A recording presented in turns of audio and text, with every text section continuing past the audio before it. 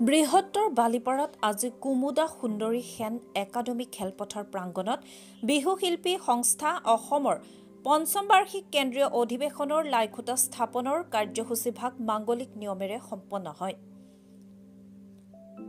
ইংৰাজী 19, 20, 21, 22 আৰু 23 মাৰ্চ তাৰিখে বালিপাৰা ৰেল ষ্টেচনৰ কাষতে অৱস্থিত কুমুদা সুন্দৰী সেন একাডেমী খেলপথাৰ প্ৰাংগণত অনুষ্ঠিত হ'বলগীয়া বালিপাৰা আঞ্চলিক অধিৱেশন উদযাপন সমিতিৰ উদ্যোগত শোণিতপুৰ জিলা সমিতিৰ সহযোগত বিহু শিল্পী সংস্থা অসমৰ পঞ্চম বাৰ্ষিক কেন্দ্ৰীয় অধিৱেশন আৰু তৃতীয় বাৰ্ষিক বালিপাৰা আঞ্চলিক অধিৱেশনৰ প্ৰথম কাৰ্যসূচীৰ লাইখুটা স্থাপন আজি সম্পন্ন হয়।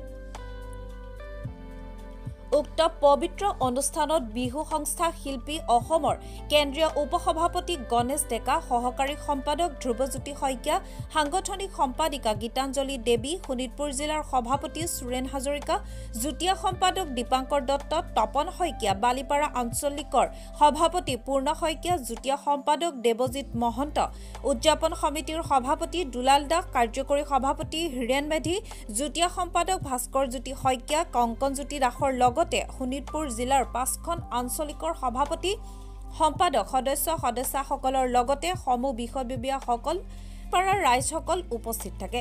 বিহু শিল্পী সংস্থা অসমৰ কেন্দ্ৰীয় অধিৱেশনৰ খনীয় কাৰ্যসূচী হিচাপে থাকিব বাৰেৰহণীয়া সাংস্কৃতিক শোভাযাত্ৰা, মহিলাৰ দ্বাৰা অৰ্জুনৰ পাশুপাত অস্ত্ৰলাভ, নাটভাগৰ ভাওনা প্ৰদৰ্শন, স্মৃতি গ্ৰন্থ কলিমতী উন্মোচন, 2025 বৰ্ষৰ বিহুৰত্ন বঁটা প্ৰদান অনুষ্ঠানৰ লগতে বহুকেইটা অনুষ্ঠান হাতত লৈছে উদ্যোক্তা সমিতিয়ে। পোনপ্ৰথমতে মই বিহু শিল্পী সংস্থা অসম শোণিতপুৰ জিলা সমিতি তথা আমাৰ বালিপাৰা আঞ্চলিক সমিতিৰ তৰফৰ পৰা সমূহ অসমবাসী ৰাইজলৈ শুভেচ্ছা জ্ঞাপন কৰিছোঁ। আৰু আমাৰ আজি লাইখুটা স্থাপন কৰা হৈছে অহা 19, 20, 21, 22 মাৰ্চত আমাৰ এই বালিপাৰা এই স্থানতেই আমাৰ বালিপাৰা আঞ্চলিক সমিতিৰ অধিৱেশন লগতে আমাৰ বিহু শিল্পী সন্থাৰ কেন্দ্ৰৰ পঞ্চম বাৰ্ষিক অধিৱেশন অনুষ্ঠিত কৰা হ'ব। আৰু সেই উদ্দেশ্যে আজি আমাৰ ইয়াতে লাইখুটা স্থাপন কৰা হৈছে।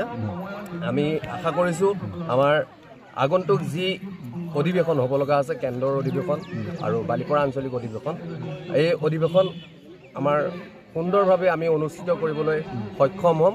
ইতিমধ্যে আমাৰ আজি এই অনুষ্ঠানতে আমি আশা কৰাতকৈ বহুতখিনি আমাৰ শিল্পী বিহুৰ শিল্পী সমাৱেশ হৈছে আৰু আশা কৰিছোঁ আমি আগন্তুক আমাৰ যি অধিৱেশন অনুষ্ঠিত হ'বলৈ গৈ আছে এই অধিৱেশনটো আমি সকলোৰে সহায় সহযোগিতাৰে আমাৰ এইটো 5 দিনীয়া কাৰ্যসূচীৰে অনুষ্ঠিত কৰা হ'ব।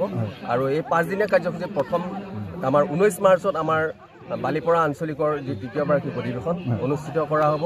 ইয়াৰ উপৰিও আমাৰ এটি সাংস্কৃতিক শোভাযাত্ৰা, আমাৰ বিহু শিল্পী সন্থাৰ সাংস্কৃতিক শোভাযাত্ৰা অনুষ্ঠিত কৰা হ'ব। তেজপুৰৰ পৰা চন্দন শৰ্মাৰ ৰিপৰ্ট, মহাজাতি 24 লাইভ।